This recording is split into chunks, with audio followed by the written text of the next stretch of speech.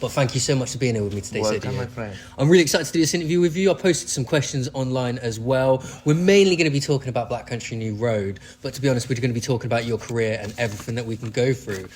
Personally, I think you produced one of the best albums of the last decade with Ants From Up There, but I wanted to start at the start. And how did you get your start as a producer, and how did you come into working at the Lexington? Okay, let's go for the easy part. The Lexington, it was just... I've been working with Mati, who is a booker from here, with a really famous indie club that used to be called White Heat.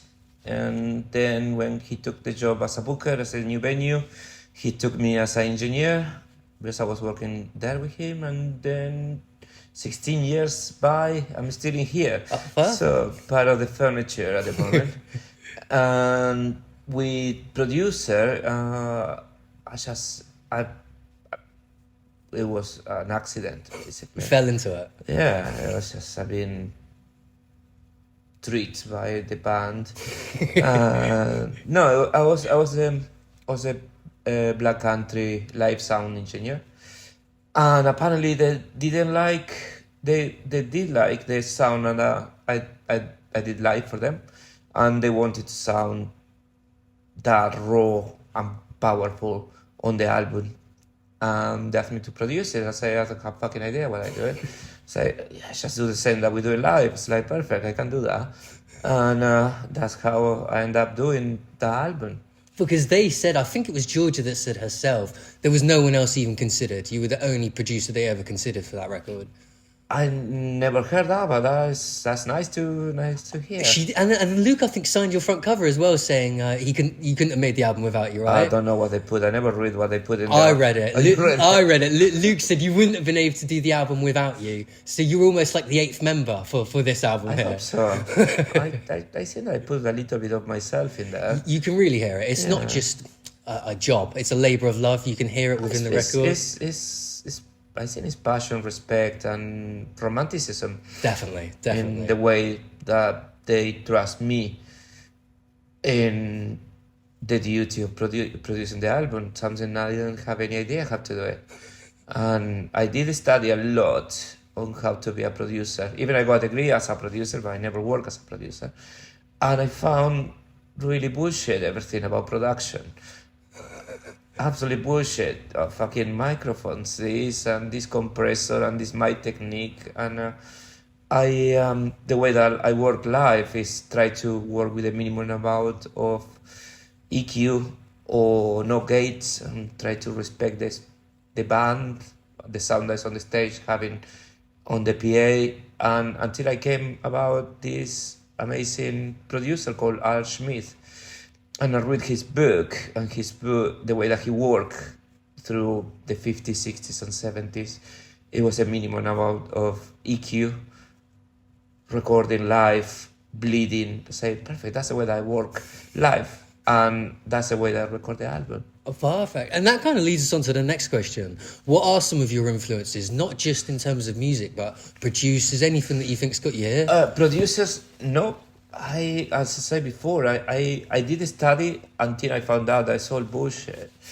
You can have a terrible song and pay the most famous producer recording in the biggest studio with the best microphones, all that bullshit, and the song is shit. So it's the same. For me, it's all about the songs. Doesn't matter how it's recorded. If the song is good, it's like. My techniques are not gonna help you. No, you need to serve the song, don't you? It's like you are the kind of the fifth element, if that makes sense. Like you are the connection between when the band try to show or try to transmit or try to just share a feeling or a sound, and you try. My job was try to capture that and do exactly the same.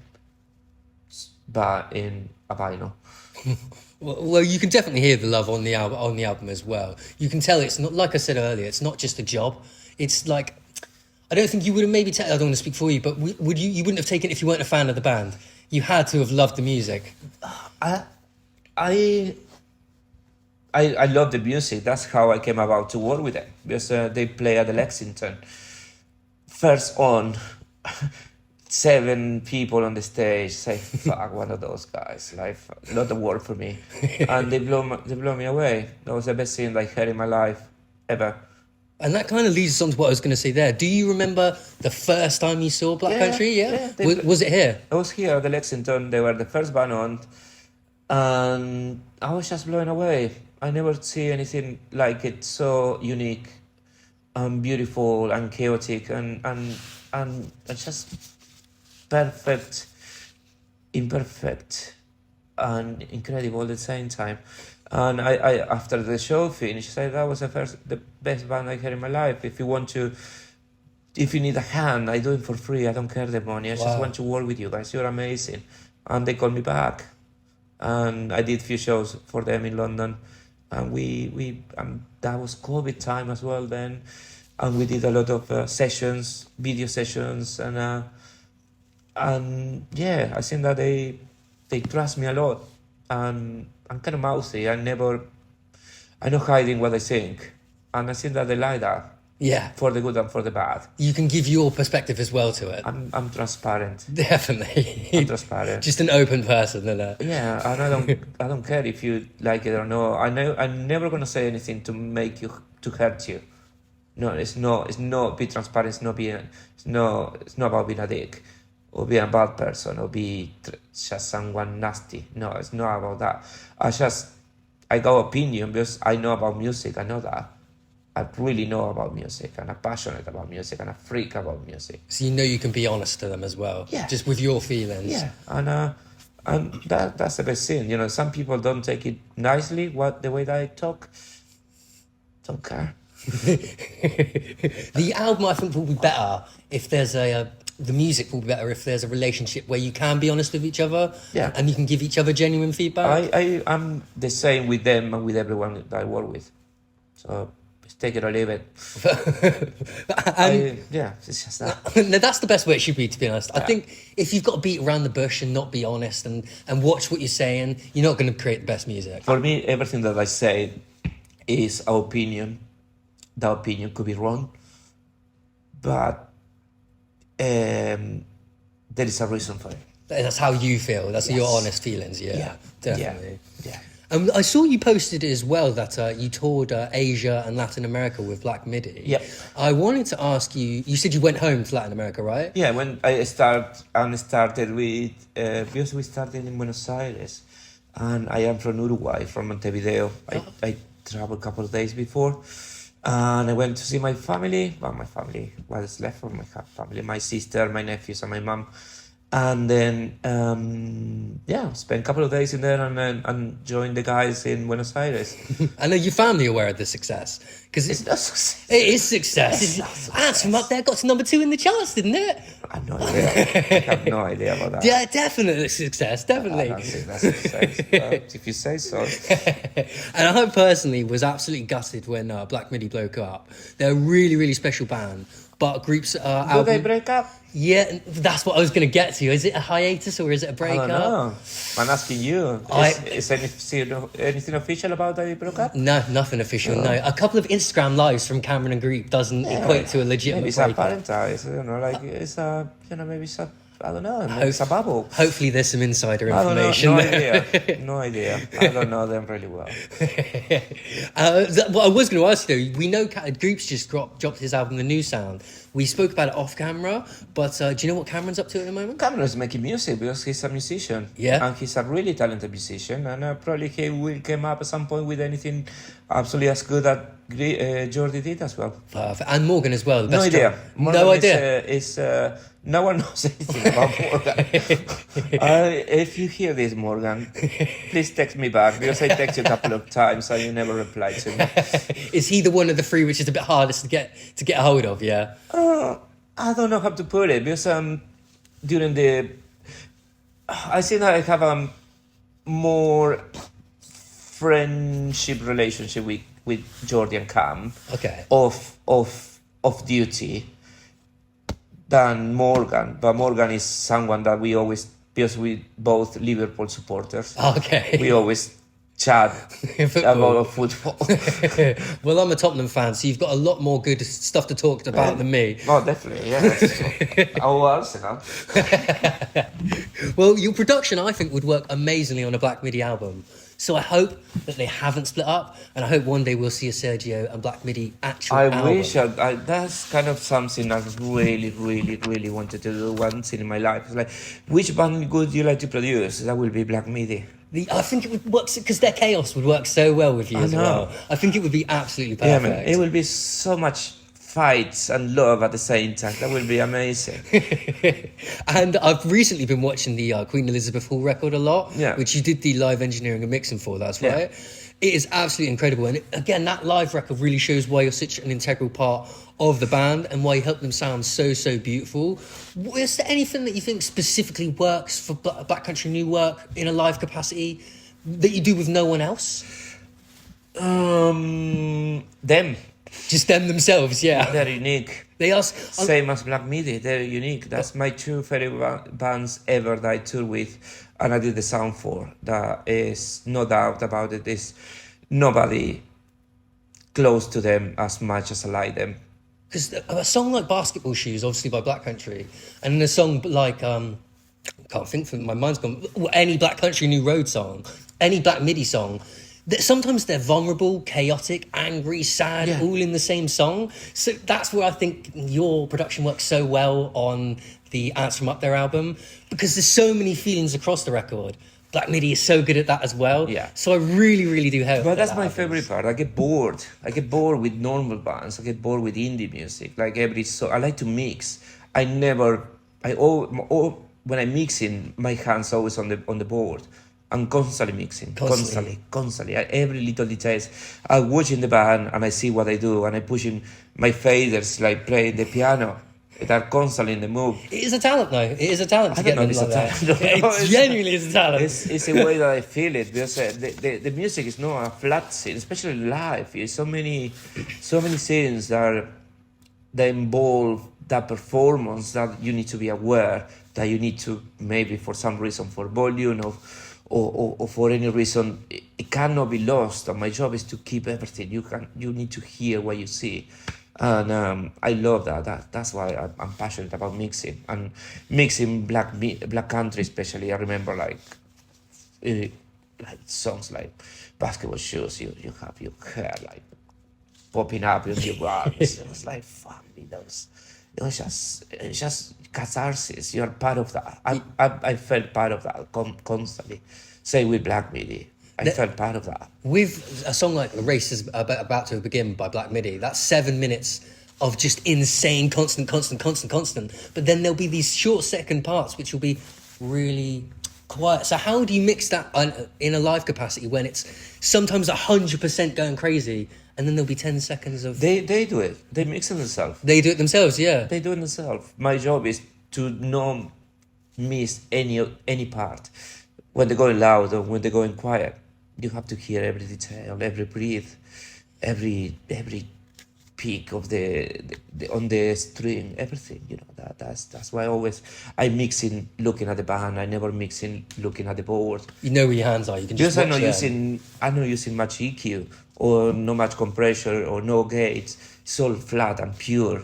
So for me, it's all about my fingers dancing with the song. And the soul that's inside it. You know? Always a soul.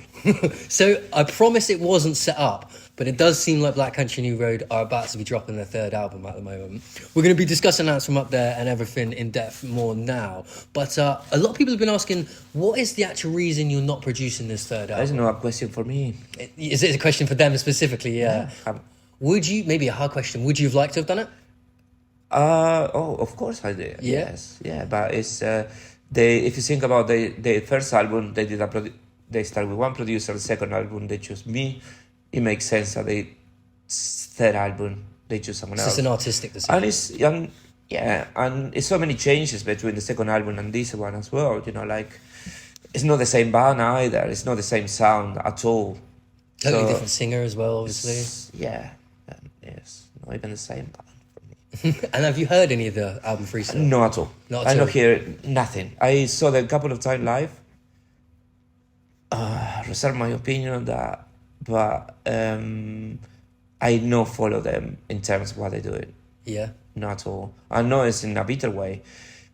It was something that is part of. It's like your ex-girlfriend. Yeah. It's hard to look back on sometimes. Yeah, but not in a painful way or in a nasty or bitter way. It's just it was a moment that was amazing and it's gone. So I'm not part of that and I don't follow it. But you can now listen. Do you think you'll listen to the third album? Oh and yeah, I think, will. I definitely will. But do you think you'll listen to it and think, I would have done that differently? Or will you be Oh able to yeah, listen I as do a fan? that with every song I listen for every band. So that's a natural defect that I got. Like I don't say like I do it differently, or sometimes I would say, "Wow, this is amazing. I would wish I can do that." You know, no, it's always compared to I can do it better. Sometimes like, wow, that I take my hat off. That is incredible. I like to learn everything. I am addict to learn history, especially art. I'm obsessed with learning and with music as well. So I always learning. And it's something that we go with Jordi from Black Midi. We always send albums to each other. He said, I learned so much from Morgan as well. We used to share room with Morgan because we were the one that snored the most. And a Liverpool fan. And Liverpool fans that put us together. But with Morgan, I learned so much music. It's incredible. And with Jordi as well, and with Cameron. So I like to learn all the time. So in terms like, if I hear the album say I could do that better, no. Could I do stuff differently? Definitely, because different doesn't mean better. Exactly. It's just what you would have done differently, isn't it? Yeah. So, but not only with Black Country, with every band, or every musician, or everything. You know, you have a point of view. Doesn't make your point of view that is you're right on it. It's just a point of view. Exactly, yeah. It's just how you feel about it in that moment, isn't it? Yeah. It's like what triggers take in your brain or in your body or in your feelings. You say, if that was me, I will do that in a different way. But doesn't mean that way is a way. Okay.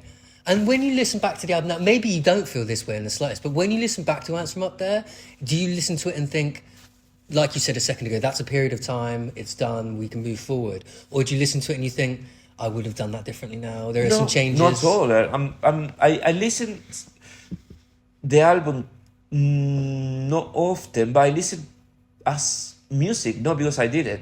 I listen to the album because the songs are amazing. They're incredible. They are such a good band, aren't they? They are incredible. If I wasn't part of the album, I would listen to the album. I think that's probably why they chose you as well, because you're a genuine fan of them, you know? Yeah, 100%. 100%. Yeah. I was a fan of them. Yeah. I think that's why you were the perfect person for the job, even though you didn't have an extensive production history behind you. I have zero production. Sorry? I have zero production credits, yeah. No, that's not true. I did produce the EP. Last Dinner Party you worked with as well, right? Yeah, I did a single for them. Yeah. And then we were listening to earlier the cover album, The Black Country New Road. Yeah, so that's actually my first job as a producer was Never Again. Never Again. And that was fun. Unbelievably, I hadn't heard that. So being able to listen to Time Pretend with you just then was an incredible experience. Beautiful, isn't it? It was amazing. Or Chiquitita. Chiquitita was the one we both seemed to enjoy the most, wasn't it? And it's kind of the same as last question then. So there's not one thing you would redo on the album? Yes, there is only one. It's okay. Our favorite word, I say not favorite, but the word that we use the most on the album is micro details. Okay. So that's how obsessed everyone went into the album, just to get it perfect, or the perfect as we think that perfection is. And it was details. So one detail is, it's really stupid detail, but for me it's bothered me still, is the mandolin in Concorde. Have mandolin? Which song have a mandolin? I think it is Concorde. Yeah, I think it's Concorde. Concorde? Yeah, it's Concorde. Yeah, I have the mandolin. We put the mandolin in the middle part. I will not have the mandolin because I remember that Luke had this amazing slide solo that he said, which one do you prefer, this one or this one? I said that. And that was such a beautiful pose and calm part of the album. And I didn't want to have the mandolin. But it was everyone's decision. It was a band choice. Yeah, but it's a micro detail. It's just, and the second one, I think that it's a song that's not finished, is Good Will Hunting. I think that song is not finished. I think that could have been an amazing pop song, but the structure is there, but it's too long, and I will do that song in a different way. I will definitely work on that song if I have the chance one day. Do you think you needed longer on it, or do you think shorter? Yeah, less time focused on it. Yeah. Okay, that's interesting to hear. Yeah. So less micro details almost on that. Yeah. I will make a pop song with that, like 4 minutes. Yeah. Just a nice chill, because they don't have any really 4-minute pop songs. No, it's do they? impossible. No, even when we were listening to Chiquititas, like how they make a pop song that is 3 minutes, make it like almost 6. You know, how they do that?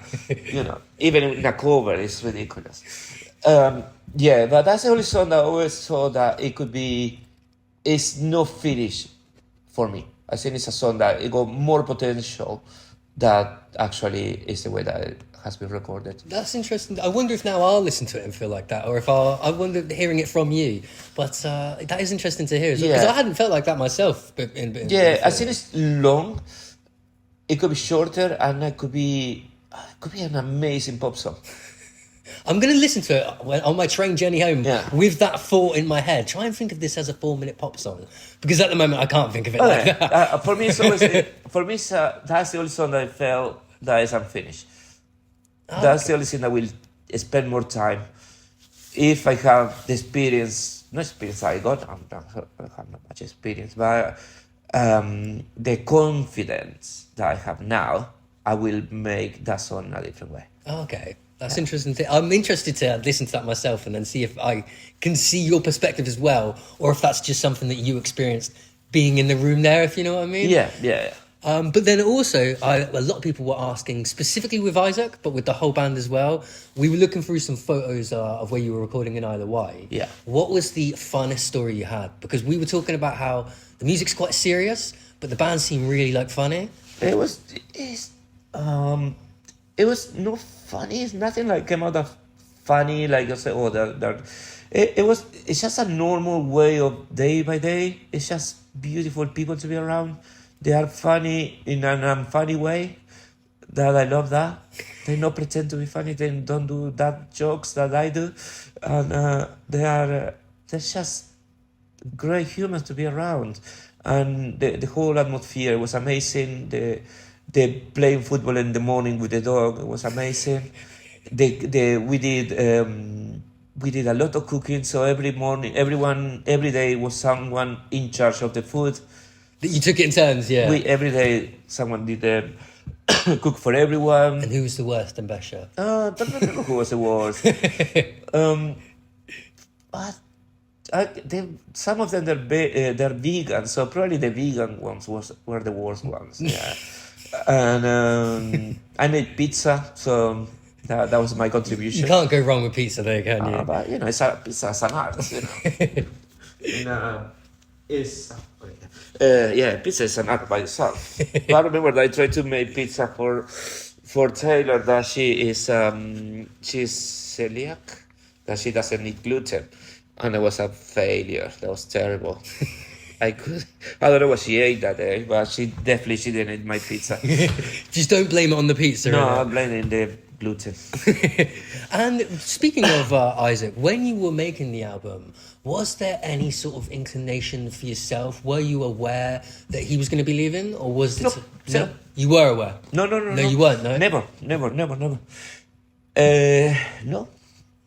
Do you think it affected in a good or bad way the creating of the album? Were the other members? No, but because Issac left the band after the recording of the album, so no, I didn't have any indication that would happen. Issac have a little period of he need to be by himself during the recording, but it's normal. I have that as well. Everyone have a period when you are Definitely. every day for 3 weeks with sleeping, eating, recording. So everyone have a need a space sometimes. He have that little period. I remember that he have a throat problem as well, so he couldn't sing for a few days.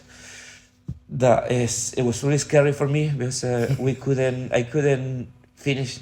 We finished the album without basketball shoes. Vocals. Vocals. Oh, right. And it's like the crux of the album. And almost, isn't it? I was saying to Isaac, I need a song. We need to finish the album. Yeah. And he needs to be ready, and you have to. I learned how to respect his timing. And when he was ready, we did the recording. Actually, the recording for Basketball Shoes is a different. No one noticed that the vocals. It sounds different than the rest of the album because recording in a different studio. Again, that's something I'm now going to have to try and listen out for to see. So Basketball Shoes is different studio to the rest? Yeah. Oh, okay, that's interesting. That's in the mixing studio. And the reason, I don't know if we're gonna go into the mixing, but the reason that we mix in a different studio, because we finished the album, everything was mixed, and I wasn't happy with the way the fatness. It wasn't. For me, it's like the album is like watching when you watch a film or analog photograph. The grain wasn't enough for me. It was too digital. So I say to the label that I need that. I'm not happy with the mix, the way that it sounded. If you hear the mixes from Che Lavi and Fish Factory, that's where we did the final mixes. You don't notice it, but I noticed. Yeah, that's what's important, that you notice it in there. And so that's why we took time, like a week, to remix the songs. It wasn't remix. We mixed it on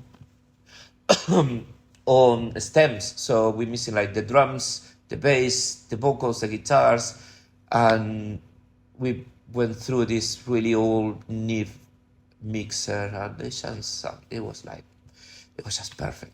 It was just it was the perfect sauce for the food, you know. And you went from not being happy to ecstatic about it. Super happy about it. The first minute that we put the stem through the new mixer, it was just, everyone was like over the moon. I was over the moon, and I think that was the right choice. I don't think you should put it out if you weren't 100% happy with it either. No, I wouldn't do it. That's why I say I'm transparent. And I know this, transparent, yeah, like you said earlier, you've got to be 100%. And the band trusts me in that. It must take a lot as well for, like you said, a first-time producer to go to the label directly and say, I want to bring it back. Yeah. That takes... I want to do the album in mono. Oh, really? And they said no, or... The label said no. I want to have the album mono. I wonder how that would have sounded. It's exactly the same. Yeah? What differences do you think that would have made to you? Because it's recording live. So I don't like to pan in stuff. I came from live music. Live music is mono for me. Especially as an engineer as well. I think that has the knock-on effect. Yeah. Why are you going to put the guitar in one side and the vocals in the other? It's stupid. Just hear everything at the same level. Just mixing it. Just give it space.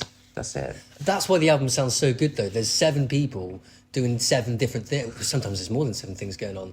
But everything is so clear. Yeah. And you can listen to the song 7 times in a row and hear 7 different things each time. And again, micro details. You can hear them moving on the studio. Yeah, and like we said earlier, we both mentioned enjoying the little chatter in between, and it makes it feel so real, doesn't it? Yeah, absolutely. It's the way that it was. It was just recording live until the take was right.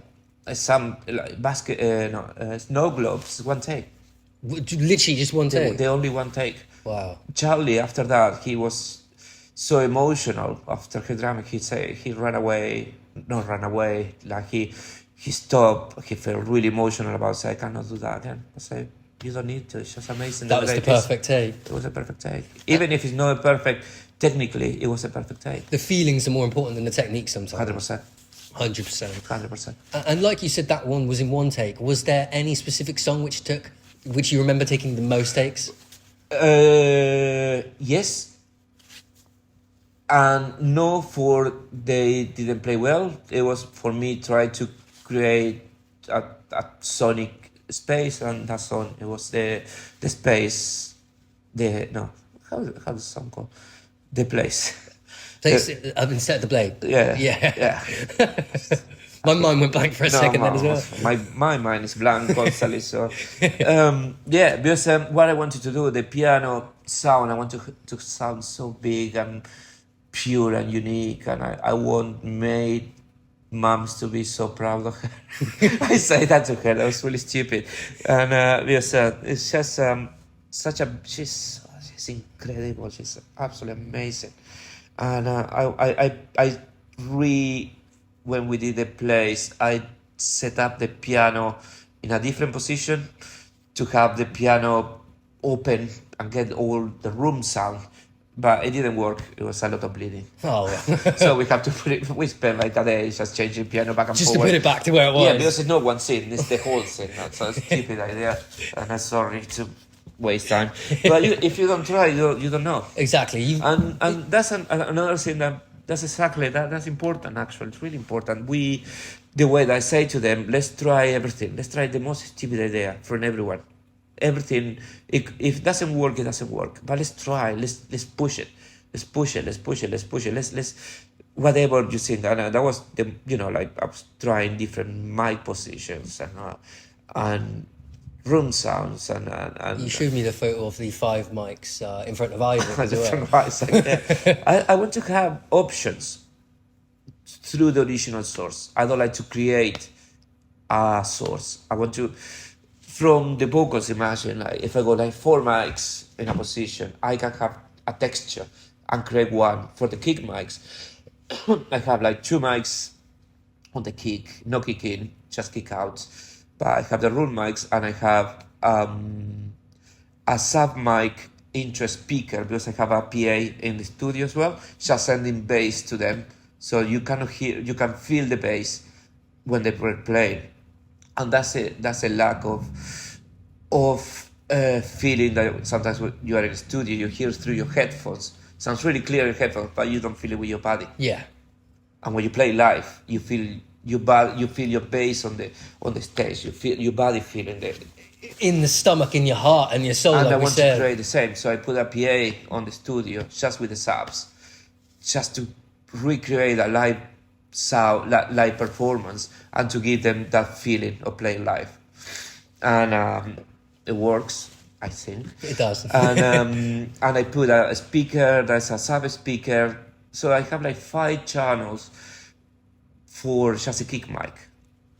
That means every kick mic in every song is different because it have a different blend of the different microphones that I have, and that's what you have. Like create a unique sound per instrument and for per each song. track, for Yes. each drum. Yeah. Every track is if you imagine the creation of that is a baby. Each track is a unique thing that happened, and you need to respect that. Definitely. And that's the way that I like to work. I don't like to work as a concept. That's the sound. No, it's a sound per song. And depending of the song, that's the sound that I like to add or to blend with different microphones. And then just before we move on from Isaac, you may not know this in the slightest, but do you think he'll ever return to the band? Can you see him doing some solo idea. work? No idea. No idea. Have you ever spoken to him about solo work, anything like that? No idea about that. The only thing I spoke with Isaac, and he said that's the first time that he is happy in a way that he makes his own choices in life. Because when he was a child, he was always doing what the parents asked him to do, to go to school, going to high school, going to university. Then he started early in playing in bands, so he's been told what to do with the bands. And he just said to me that's the first time that he owned his life and his own the decision that he makes. Because so many people have asked if he's all right, but to be honest, from the answer you've given me, he sounds better than all right. He sounds like he's made the decision that works best for him. Yeah, it's the best for him, definitely. I think that he didn't do that in a crisis. I think he did that just for himself. I think there's a slight perspective that it's this really sad thing, and that it's a really emotional moment? I feel like it's easy to. I don't. Mental issues is a really difficult. How to say? Subjective. Subject, and it's it's part of your life, and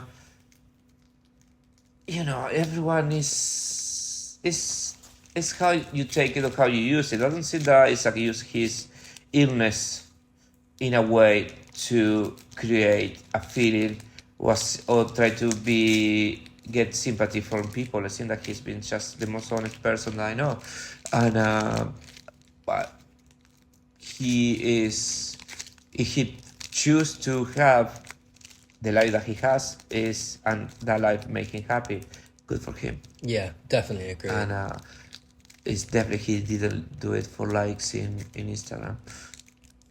The most important thing is that, because his lyrics have helped so many people, the most important thing is that he is happy. So it shouldn't be seen as a sad thing. Happiness is a really big word, isn't it? Happy, I think that he is making his own decision. Yeah, and which is the most important thing, like you said. Absolutely.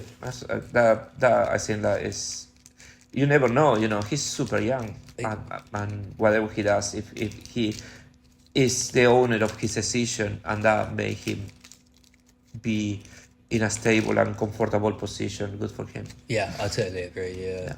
So just totally moving on from that, I have read that your favourite song on the album was Haldern, is that right? It's absolutely correct, my friend. Perfect. It's my favourite song. It's the most beautiful song ever. It's just incredible. Like the way that May play the piano. Oh gosh, it's just like, I wish I can remix that. That they should be louder and they should be longer. That is just unique. And I remember that when we're recording that song, before when you listen to songs live, or I never had the chance to properly hear the lyrics.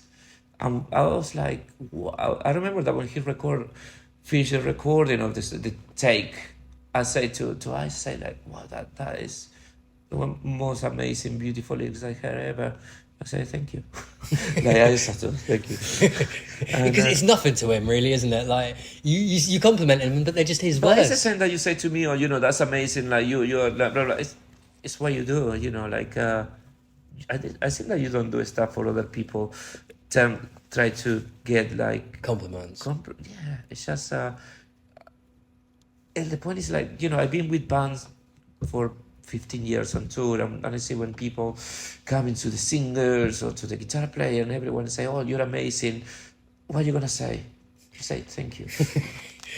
What else you can say? Yeah, it's hard to respond to that. It's hard to respond. Oh no, so yeah, it took me a lot of my personal life. No, just say thank you.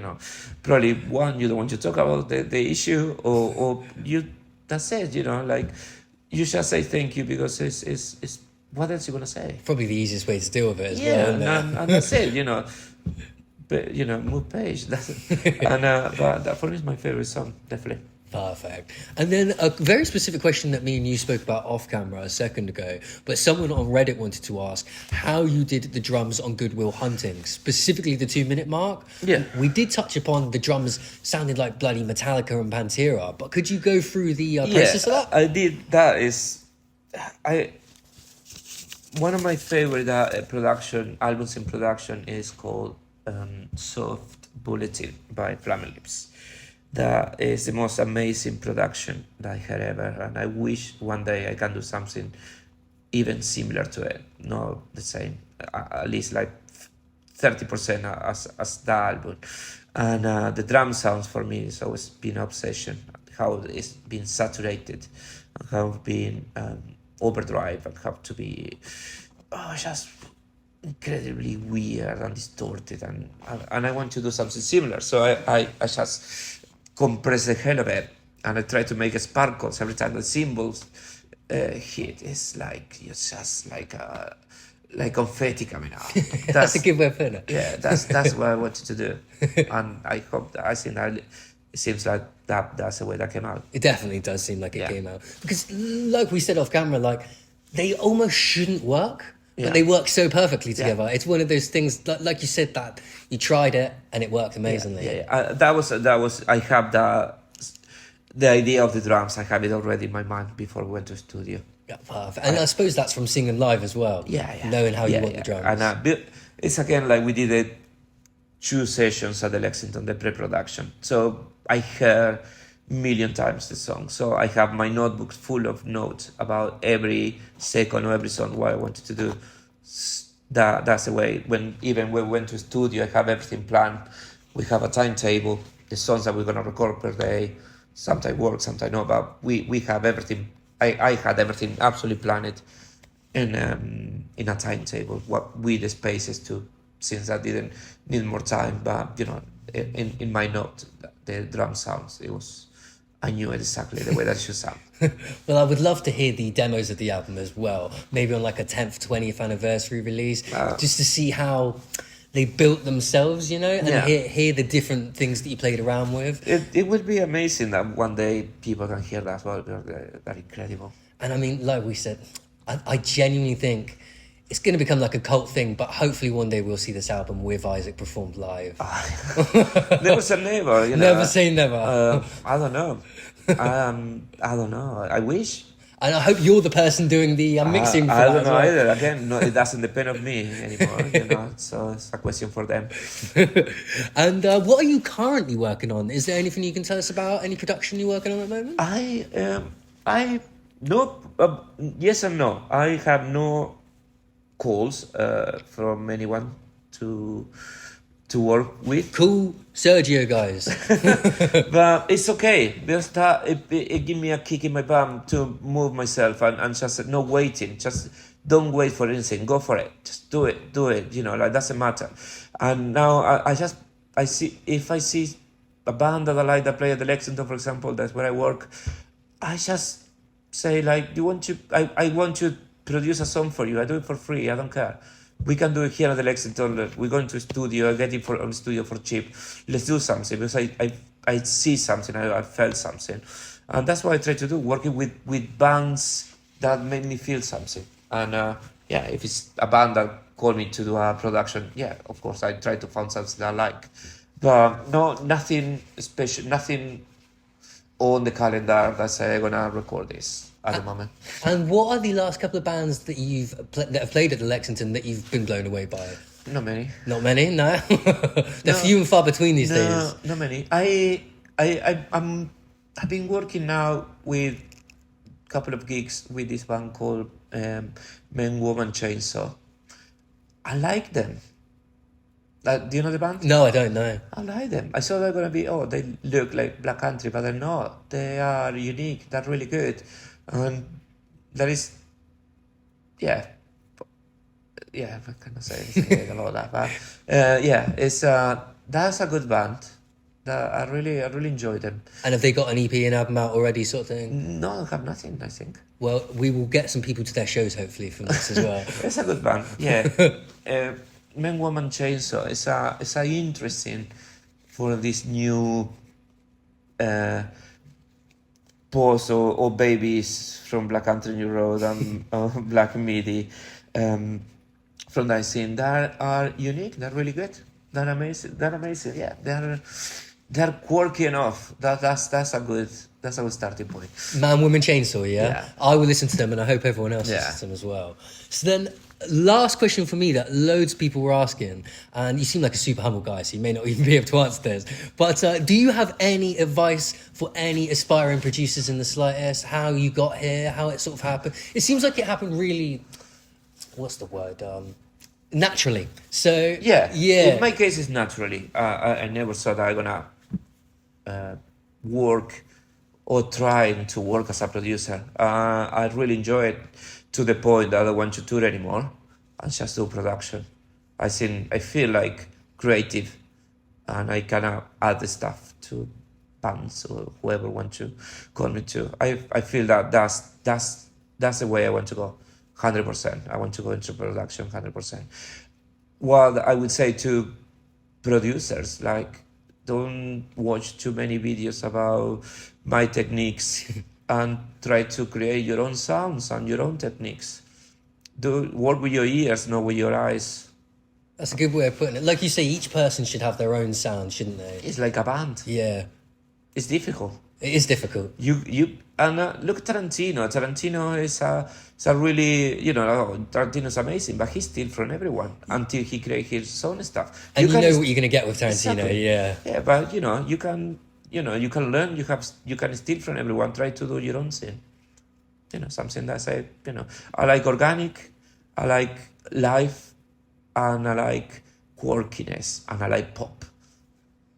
What's your favourite pop album of all time? That's such a random Pet question. Sound. Pet Sounds, yeah? yeah. Such a Easy. brilliant album, yeah. Pet Beach Sound. Boys are untouchable. With their backing vocals as well. That's my favourite Details. thing. It's full of details, full of beautiful micro sounds, layering. I love layering a song. You made the band play live, and then you put, it's like you have the wall, you have the skeleton of your house, no? And then the layering is put the walls, painted it, how the sofa's gonna look, the lighting, that's the layering. It builds. That's how you build it up until you say, oh, that's my house, That's the way that I say it, because I love architecture as well, so that's why I say it that way. And super random question, have you seen Brian live from the Beach Boys? Have you seen the Beach Boys or Brian live at all? I remember, no, never. I don't, it's, again, it's everything is a time and a moment, and Their moment was 60 years ago, the best time to see them. that's exactly that. I see so many bands that they go together, and sometimes you feel sorry for them. And People do feel sorry for Brian sometimes now as well. don't yeah, they? he's a character. He definitely got, mental issues, really big, and if you're a freak like me, that you know everything about what he did and everything that happened, it's I found it sometimes like the business part is a push to like a freak show. It's the Love and Mercy movie I've seen as well, where he was just used, wasn't he? Totally abused. It's like I hate that. Like they don't probably they do it. They take advantage of the passion of the person for benefit for someone else's, and they just put a freak show. Someone that is not well, make it like just be there and just. It's not a person that need the money. No. But the other people is around, they steal it. It happened with Sid Barrett with Pink Floyd as well. Yeah. That happened with him. With Maradona. Yeah. Well, thank you so much for chatting with me today, Sergio. We've sat here for 45 minutes and had a really good chat. I know you've got to go pick your son up and get some stuff done. But genuinely, thank you so much for chatting with me today. This is my first interview, so I really appreciate you giving me the time for this. That's okay. But I appreciate you so much. Thank you so much for answering up there. Lovely. Have a good day, Sergio. Take care. Bye-bye.